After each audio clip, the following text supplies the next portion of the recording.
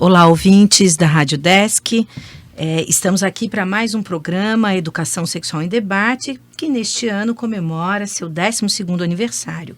Hoje estamos com o delegado Paulo Henrique Ferreira de Deus, da DPCAM, 6ª Delegacia de Proteção à Criança, ao Adolescente, à Mulher e ao Idoso da capital, e vamos conversar com ele sobre o Agosto Lilás, mês de conscientização pelo fim da violência contra a mulher, sobre a violência doméstica contra a mulher.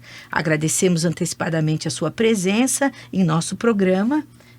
Olá, delegado Paulo. Olá, bom dia a todos os ouvintes da Rádio Desk. Agradeço à professora Patrícia pelo convite. Estamos aqui à disposição para tirar as dúvidas do pessoal. E eu quero também agradecer a presença das senhoritas também aqui presentes.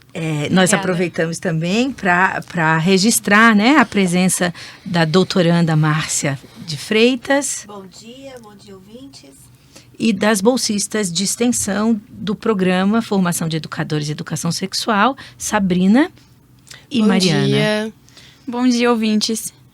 Gostaria de lembrar aos nossos ouvintes que este programa é um projeto iniciado no Centro de Educação à Distância, SEAD, em parceria com o Centro de Ciências Humanas e da Educação, FAED, ambos centros da Universidade do Estado de Santa Catarina, UDESC, e também que essa ação pertence, ao já mencionado nesta manhã, Programa de Extensão Formação de Educadores e Educação Sexual, interface com as tecnologias, este ano na 12ª etapa. Eu sou a professora Patrícia Mendes, membro do grupo de pesquisa EduSex. Caso você tenha alguma dúvida, sugestão ou pergunta, é só enviar um e-mail para edusexemdebate, tudo junto, @gmail.com. Vou repetir, edusexemdebate@gmail.com, ou para nosso WhatsApp 048 99698 8484, ou uma mensagem na nossa fanpage no Facebook, Programa Educação Sexual em Debate. Bem, agora vamos aproveitar, para conversar e dialogar um pouco sobre esse tema tão difícil, que o delegado Paulo se disponibilizou a vir conversar conosco nessa manhã. Delegado Paulo, gostaria de iniciar a nossa conversa que você nos explicasse sobre a sua função, na 6ª Delegacia de Proteção à Criança, ao Adolescente, à Mulher e ao Idoso da capital. Joia, professora Patrícia, eu sou, então, delegado titular dessa unidade especializada. Isso significa que, além das atribuições envolvendo as investigações em si dos crimes cometidos contra as mulheres e essas demais populações vulneráveis, também eu realizo a administração da unidade, Nós contamos ali, então, com 4 delegados, eu sou um deles, e além de investigar os delitos que aportam na delegacia, eu também tenho a obrigação de administrar essa unidade. A Delegacia de Proteção à Criança, Adolescente, Mulher e Idoso está naquele ambiente que nós chamamos de delegacias especializadas. Sim. Nós não temos apenas atribuição territorial, nós temos atribuição pela qualidade dos crimes que são praticados. Diferente de delegacias de área, que atendem crimes em geral, não é? Sim. Nós estamos, no Agosto Lilás, mês que marca a conscientização pelo fim da violência contra a mulher. Pensando, essa triste realidade em nosso município, o que você, delegado, pode apontar, sobre a violência doméstica contra a mulher no nosso município? Sim, aqui em Florianópolis nós notamos a incidência maior dos delitos que atentam contra, sobretudo, a saúde emocional e também, não raras vezes, a saúde física, da mulher. A maior incidência que nós encontramos aqui no dia a dia são daqueles crimes contra a honra, contra a liberdade individual, caracterizados, então, pela injúria, difamação e pela ameaça.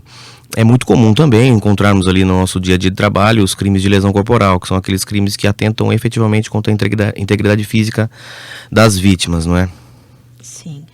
Como é que se procede na delegacia, diante desses casos? Sim, nós temos várias formas de receber notificação a respeito dessas infrações. A principal é, como todos conhecem, o boletim de ocorrência. Então, a mulher vítima se dirige à nossa unidade, registra, formalizando os fatos dos quais foi vítima, e aí nós damos início às investigações. Outros caminhos também são o Disque 180 do governo federal, temos também o 181, que é o Disque Denúncia, temos até, inclusive, possibilidade de denúncias pelo WhatsApp. WhatsApp.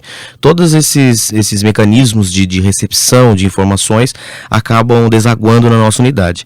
E lá nós dispomos também de psicólogos policiais, que são policiais treinados para fazer o atendimento mais especializado dessas mulheres que, além de serem vítimas de crime, também se encontram em situação especial de vulnerabilidade especial do ponto de vista psicológico. Sim, e aí há toda uma acolhida e Sim. um encaminhamento nesses casos. Sim, nesse contexto de delegacia especializada, é exatamente por isso que nós dispomos desses servidores com essa capacitação especializada, né? Muitas vezes a mulher vem relatar o fato criminoso do qual foi vítima, e em razão da própria relação que existe normalmente entre ela e o agressor, ela vem mesmo com a sua condição psicológica um pouco abalada. E por isso ela tem recebido e recebe mesmo em todas as delegacias de proteção aqui no estado o atendimento de psicólogos. E há um lugar específico, delegado, para a acolhida dessas mulheres aqui no estado? Sim, todas as delegacias de polícia podem registrar boletins de ocorrência por todo e qualquer fato criminoso, né? Mas o local especializado mesmo é a delegacia de proteção. E dentro do prédio, exatamente, existem os consultórios dos psicólogos, onde eles então fazem essa recepção mais específica, né, e especializada em favor das mulheres. O meu entendimento assim, é no sentido de se essa mulher precisa sair, por exemplo, do seu espaço. Sim. Existe, por exemplo, uma casa para abrigar essas mulheres, existe um espaço em que ela possa sair dessa situação de ameaça, desse risco? Sim, nós encaminhamos. A Prefeitura Municipal aqui de Florianópolis dispõe do CRENV, que é um centro de referência ali de acolhimento à mulher. Ele fica situado exatamente ao lado da delegacia.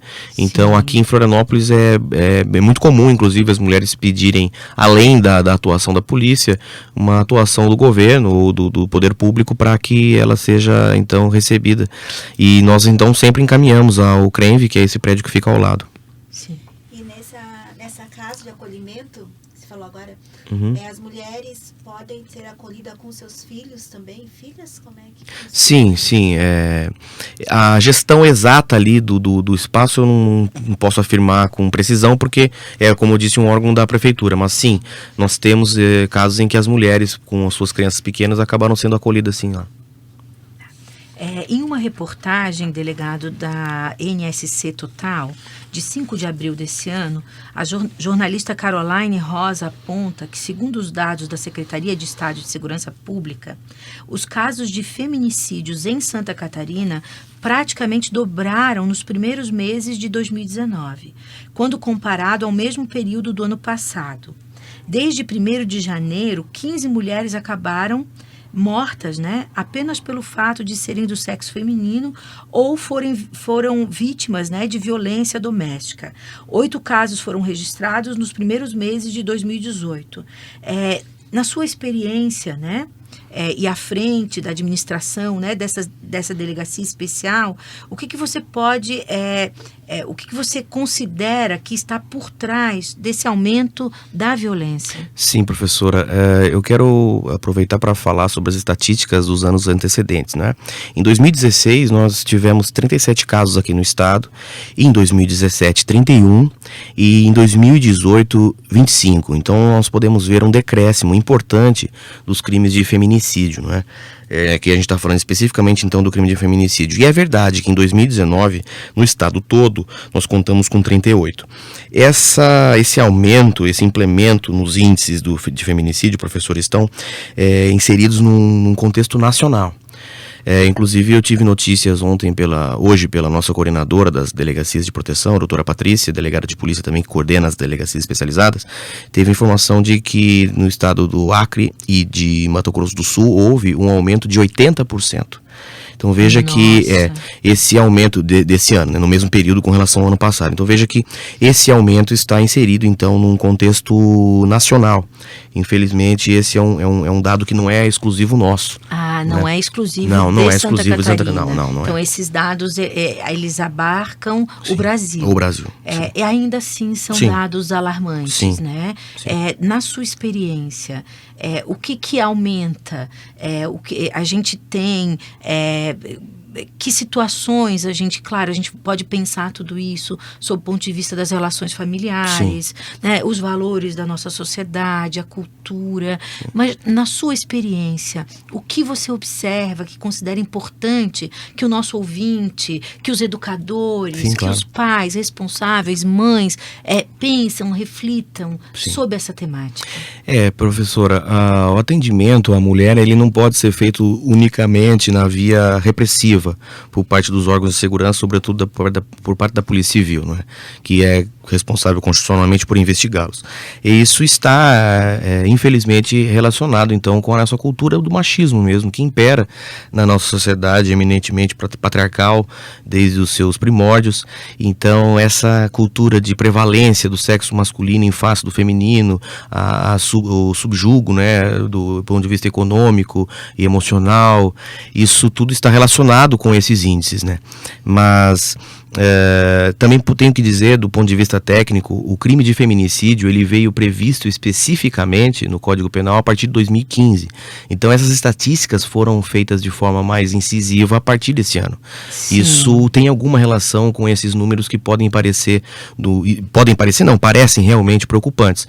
Mas então tem esse dado técnico. Foi em 2015 que o crime de feminicídio foi previsto. Isso não quer dizer que as mortes das mulheres não eram investigadas. Sim, eram e punidas. Eram punidas a título de homicídio, mas agora essa qualificadora que sobreveio no artigo 121, então veio a partir de 2015 e isso tornou a obrigação do poder público apurar e contabilizar melhor.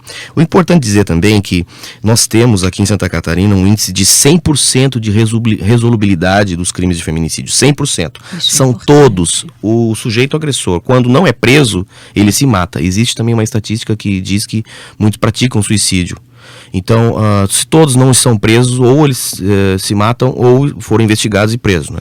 Então, a gente tem que também fazer referência a essa importante estatística. Sim, situações na realidade lamentáveis, Com né? certeza. De sofrimento psíquico, de violência, né? Extremada. Bem, para quem está sintonizando agora na Rádio Desk, estamos com o delegado Paulo Henrique Ferreira de Deus, da DPCAMI, 6ª Delegacia de Proteção à Criança, ao Adolescente, à Mulher e ao Idoso da capital, e estamos conversando com ele sobre o Agosto Lilás, que é o mês da conscientização pelo fim da violência contra a mulher, sobre violência doméstica contra a mulher, especificamente, o nosso tema de diálogo, né? E gostaria de saber com o delegado que há 13 anos, né, nós temos a Lei Maria da Penha. Você compreende que no Brasil homens e mulheres conhecem a Lei Maria da Penha, entendem a abrangência da lei, quais são as garantias e os avanços nesses 13 anos, né? Sim, professora, sobretudo nos grandes centros, né? Nós vivemos numa capital, numa das capitais mais conhecidas do Brasil, e eu posso dizer que aqui o conhecimento e a divulgação a respeito das medidas de proteção e de repressão contra os crimes contra a mulher são bastante conhecidas. Agora, nos rincões mais afastados no Brasil, é óbvio que essa informação pode demorar para chegar ou chegar de forma não tão eficaz. Mas aqui em Florianópolis nós temos conhecimento sim que os homens estão cientes das medidas que podem sofrer caso atentem contra mulheres vítimas. E a nossa experiência, inclusive arrecadada no plantão policial, que eu fui também durante alguns anos plantonista, a gente via homens relatarem isso, né? Se não fosse a Lei Maria da Penha eu teria ido embora para casa. Ou às vezes até em encontros sociais nós encontramos colegas dizendo hoje em dia bater em mulher está mais complicado. Então, isso prova que os homens, no contexto geral, têm conhecimento. E a Lei Maria da Penha, ela no âmbito mundial, reconhecida como a 3ª melhor lei de proteção às mulheres no mundo. Tá? Isso é importante. Isso, é a 3ª melhor lei de proteção às mulheres no mundo.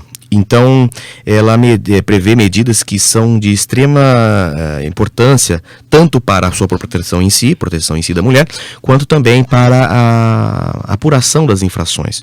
Hoje é muito comum, é muito comentado e é de ciência por parte da maioria dos homens, que nós temos o Instituto da Medida Protetiva, né? Que é aquela via rápida, aquele acesso rápido que a mulher pode fazer ao judiciário, por meio do qual o juiz, então, ele prevê medidas formalmente de proteção à mulher, do ponto de vista tanto da aproximação, do impedimento de aproximação, até no caso de afastamento do homem do lar. Então, nós, pela experiência, temos notícia de que as pessoas têm conhecimento, sim. Oi, Sabrina, tem uma pergunta? Tem uma pergunta para o Pois delegado. não, claro. Então, eu estava lendo um pouco sobre a Lei Maria da Penha. Sim. E eu vi que esse ano foi feita uma mudança na lei, né, nesse novo governo. E diz que as delegacias vão poder dar a medida protetiva. Os policiais vão poder dar, ao invés dos juízes. Só que algumas delegacias, não todas. Sim, exatamente. E eu queria saber se a delegacia que você atua faz isso, e se não, se você pode indicar outras. E também qual a sua opinião sobre isso? Olha, veja bem, nós temos sim uma alteração legislativa envolvendo esse aspecto, mas o legislador, ele previu que apenas nas cidades, né, que não forem sede de comarca, ou seja, onde não haja juiz de direito, o delegado de polícia, e até na ausência do delegado de polícia, o policial civil poderia aplicar a medida de proteção à mulher consistente na retirada, no afastamento imediato do cidadão de sua residência. Sim, evitando riscos, maiores consequências. Exato. Mas veja, nós aqui em Florianópolis não podemos aplicar isso porque somos não só uma comarca, nós somos a capital do estado. Então, só naquelas municípios menores em que ciente a autoridade policial desse caso de agressão ou de violência contra a mulher, ele poderia tomar essa medida. Mas veja, eu tenho que ser honesto na explanação completa, existe uma movimentação de órgãos buscando a inconstitucionalidade desse instituto, porque isso, ao sentir desses órgãos, seria uma afronta ao princípio da jurisdição. Porque, veja, nós prevemos a Lei Maria da Penha prevê diversas medidas de proteção em favor da mulher. E o afastamento do homem do lar conjugal é a mais severa. Imagine que uma coisa é você prever que o homem deva se afastar por 400, 500, 800 metros da mulher, ou proibir contato por meio de redes sociais ou até pessoal.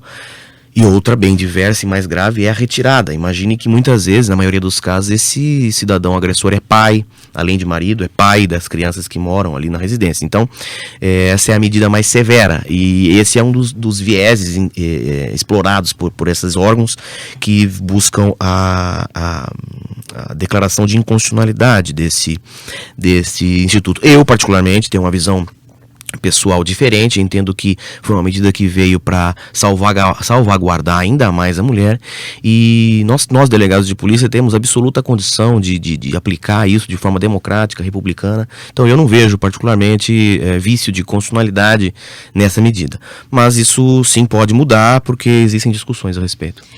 Na realidade, assim, lhe ouvindo falar, delegado, eu me recordo de alguns casos, porque a gente trabalha com educação, trabalha com muitas alunas mulheres, e há momentos em que a gente ouve relatos. Sim, claro. Né? E eu ouvi, há algum tempo atrás, um relato de uma aluna que ela me conta que antes de qualquer outra medida, porque já tinha todas as medidas, ela abandonou o lar. Aí sai sem nenhum direito. Né? Sai complicando algumas questões sob o ponto de vista legal, porque depois pode ser sancionada, né, em função dessa ideia de abandono do lar, mas ela dizia muito claramente: eu não vou esperar ser morta. Eu não posso aguardar. Por quê? Porque a gente também está falando de legislação acontecendo, dos poderes todos, que há uma sequência, né? Então, assim, eu desconheço, não é a minha área, né? Eu gostaria que você nos esclarecesse. Mas como educadores e educadoras, muitas vezes nós ficamos com a angústia daquela que está passando pelo processo da violência, né? E de fato, entre as medidas todas e essa medida em que não tem a garantia de que esse abusador, de que esse agressor saia do espaço de casa, muitas vezes é a mulher que acaba saindo fugida, né? Por quê? Porque não vai esperar. Sim. Né? Não vai esperar uma violência ainda maior, não vai pagar para ver, porque o preço desse pagar para ver pode ser a vida dela, pode ser junto à vida dos filhos. Então, assim, nós estamos falando, e claro, com toda a seriedade e toda a necessidade desse cuidado, porque estamos falando de um tema muito delicado, né? Particularmente compreendemos que estar à frente de uma delegacia, né, que tenha essa envergadura, que tenha esse cuidado, né, e que envolve todas essas situações, não é uma tarefa muito simples, não apenas do ponto de vista legal, mas também pelas implicações emocionais, psicológicas, né? Há toda uma equipe aí trabalhando juntas. Mas, de fato, assim, algo que é muito presente na queixa das mulheres, eu não vou pagar para ver justamente sobre essa questão dessa mudança na lei, né? Que você traz para a gente pensar. Sim, professor, esse exemplo que a senhora trouxe é um dos exemplos que são às vezes até incentivados pelos órgãos de segurança, porque nós sabemos que muitas mulheres não têm, infelizmente a maioria das mulheres não tem essa possibilidade de sair do lar sem algum prejuízo econômico, financeiro. Infelizmente, a maioria da população que nós atendemos de mulheres tem independência econômica, né, do marido. Então, é muito difícil que ela possa fazer isso por conta própria. Mas veja que quando a mulher pode fazer, e isso é às vezes até conversado no ambiente policial, nós explicamos que essas medidas são sim encaminhadas imediatamente. Hoje, se a mulher se dirige à nossa delegacia 8 da manhã, às 13 horas o juiz está decidindo, e muitas vezes no mesmo dia o oficial de justiça está indo até o local para fazer a retirada do agressor. Mas veja que a depender do relato da mulher e a depender das provas que são trazidas por ela no momento da denúncia, essa decisão fica difícil para o juiz tomar, porque veja que nós vivemos num ambiente democrático, republicano, nós sempre temos dois lados, não é? Sim. Então muitas vezes essas medidas não são deferidas à maneira que a mulher espera, exatamente porque as provas que são ali demonstradas não indicam que essa medida mais grave, né, mais drástica, seja tomada. Mas muitas vezes a gente vê realmente relatos desse tipo, que quando a mulher não pode sair de casa, ela é acolhida, por exemplo, ali no CRENV, né, que é um espaço que está à disposição das mulheres. Mas do ponto de vista da agilidade, nós temos sido muito rápidos na apuração dos crimes, né, sobretudo no encaminhamento das medidas protetivas do judiciário, e o judiciário também muito rápido aqui em Florianópolis no deferimento ou não. Agora, a questão do deferir ou não a medida fica a critério do juiz, né? Nós encaminhamos e o juiz avalia. Então, para essas mulheres que infelizmente não têm condições de se proteger saindo do espaço de agressão, nós colocamos todo o sistema de segurança e até os equipamentos da prefeitura para que ela possa ser acolhida. Sim. Como nós já conversamos hoje, né, sobre essa violência contra a mulher que cresce, né? As campanhas, delegado, sim, elas são importantes, né? As sim, campanhas de conscientização pelo fim da violência. Eu gostaria de saber um pouquinho mais, né? Sobre a relação da DPCAM, da capital, com esses espaços de conscientização, com essas campanhas, né, de conscientização sobre a violência contra a mulher. Ótimo, muito boa pergunta da senhora. A Polícia Civil tem um programa que se chama Polícia Civil por Elas, né? Esse é um programa que visa o atendimento não só interno, né, no ambiente policial da mulher, quanto no ambiente externo. A Polícia Civil por Elas tem, inclusive, recentemente levado a efeito um programa que é a apresentação dessas situações que envolvem a violência, sobretudo contra a mulher, no ambiente escolar. Então, nós temos nos deslocado, tanto os delegados quanto os psicólogos têm se deslocado a esses espaços de ensino para que as crianças, né, os adolescentes, que em razão da sua própria formação como pessoa, já podem ter contato com esses conceitos, essas vivências que nós temos do ponto de vista profissional, para tentar começar uma efetiva mudança de cultura, desde o momento em que a criança está aí na escola. Então, E esse não é o único viés, né? Nós temos também ministrado palestras, né? A doutora Patrícia tem coordenado diversos eventos nesse aspecto. Nós estamos presentes também nos espaços, inclusive de parlamentares, nós nos encaminhamos às câmaras municipais, muitas vezes a própria Assembleia Legislativa estamos ali, mas nós ministramos então diversas palestras mostrando o fluxo de atendimento da delegacia e os desdobramentos sociais que envolvem esse tipo de crime e instrumentos que poderiam então favorecer a diminuição desse tipo de violência. É muito importante. Oi, Márcia. O trabalho está falando agora, que eu acho muito válido, muito importante, está acontecendo, né? Porque nas nossas andanças de pesquisadoras, né, por aí, em eventos que tratam dessa questão da educação sexual, de sexualidade como um todo, e relatos de pesquisas que acontecem muito isso, que eu até fiquei surpresa, que eu tinha acabado de entrar no mestrado, né? Então eu estava aprofundando os estudos de outros estados que acontece isso com pesquisas que os adolescentes, 12, 13, 14 anos, começando essa fase de namoros e tal, o quanto que os meninos já começam a coibir as meninas de algumas coisas, né? Então, os relatos, as pesquisas, é claro isso, que com essa idade... A violência no namoro, né? Já acontece isso, da roupa que vai usar, com quem vai falar, para onde que vai. Então, se tem uma ação dessa, como o delegado falou agora, para começar a sensibilizar nesses momentos, esses adolescentes, com certeza vai contribuir para esse adulto depois, né, que está em formação ali. Muito parabéns. Importante, né? Eu tenho uma outra colocação que continua indo na direção da educação, né, delegado? Que nós estamos numa rádio educativa, como já mencionei há pouco, né? Em uma ação de um programa de extensão que trata da educação sexual em uma perspectiva de emancipatória, né? Nós compreendemos ser de suma importância um trabalho educativo, né? Na busca de superação da violência contra a mulher ou de toda e qualquer violência, né? Aqui, hoje, especificamente, estamos conversando sobre a violência contra a mulher. Eu gostaria que o delegado comentasse um pouco sobre esse papel. Na verdade, acabou de nos contar o trabalho de compromisso educativo da DPCAM, né? De ações da DPCAM. Mas, especificamente, né? Sobre o papel da educação. Gostaria que comentasse um pouquinho com a gente. Professora, eu acho que esse é o principal... o mais importante instrumento de modificação dessa realidade. Nós, Polícia Civil, somos um órgão eminentemente de repressão. Nós reprimimos do ponto de vista penal as infrações penais, não é? É óbvio que esses trabalhos que nós levamos a efeito por meio desses programas Polícia Civil por elas são fundamentais, são excelentes, são muito importantes para até a nossa própria atuação. Mas o nosso carro-chefe é a apuração das infrações penais, porque de nada adianta nós realizarmos programas que tentem mudar essa realidade, mas não conseguimos levar ao promotor e ao juiz evidências, provas que possam finalmente permitir a repressão desse agressor.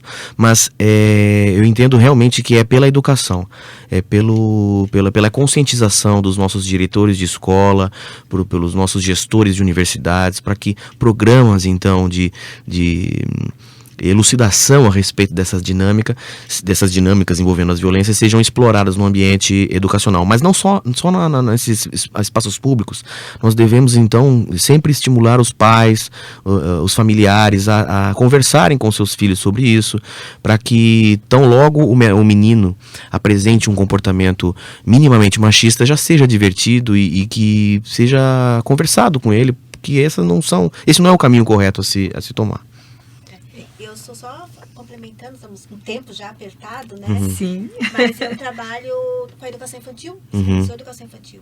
Então a gente luta nesse espaço da infância já para desconstruir algumas falas que se repetem. Né? Exemplo, a gente já via muito isso da criança, 4 anos, 5 ali, brincando, e o menino toma o brinquedo da menina, empurra, e daí falam, ele gosta muito dela, por isso que incomoda. Então, isso é uma fala que se repete muito desde a infância. Então, eu já acredito, assim, essa questão da educação sexual já está na infância, não no sentido como tem um discurso por aí vazio, né, de mudança, de orientação sexual, não é isso. Mas essas pequenas ações do dia a dia, né, para tentar desconstruir isso que vai vindo, se reproduzindo até a fase adulta. Sim, muito Bem, bom. como a Márcia comentou, infelizmente, o nosso tempo é muito rápido na rádio.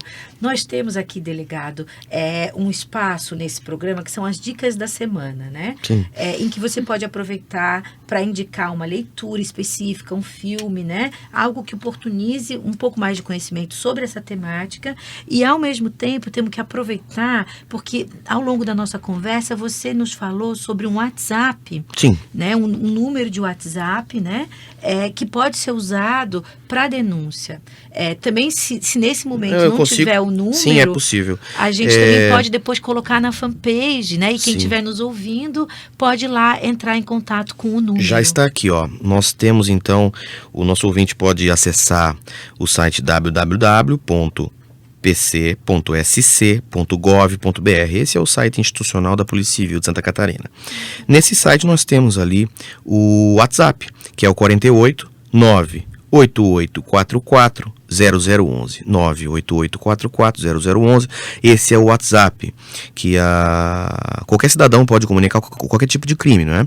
E também o 181. O 181 também é o disco de denúncia comum. Mas eu quero deixar registrado aqui, professora, que o ideal é que a mulher vá até nós, vá nos encontrar. Coloque-se à disposição, porque nós estamos à disposição por meio de atendimento especializado. Nós temos psicólogos capacitadíssimos para atender, temos os equipamentos da prefeitura, inclusive ao nosso lado. Então, é claro que caso a mulher esteja constrangida, não queira ir até lá, ou até às vezes não possa, porque você quer de casa, pode sair muitas vezes, Sim. ela pode se valer assim desses recursos de informática. Mas recomendamos que o ideal seria que ela vá até nós para que nós tenhamos contato pessoal com ela. Para que possam acolhê-la Exatamente. a partir das necessidades. Exatamente. Bem, delegado, nós agradecemos, né? Agradecemos a sua disponibilidade, agradecemos a acolhida da DPCAM, né? Porque eu liguei um dia buscando uma outra colega que veio aqui e foi entrevistada, e depois o delegado retornou a ligação dizendo: eu estou aqui à disposição, posso ir à rádio. Então nós agradecemos, porque esse diálogo é muito importante. Sim, claro. Né?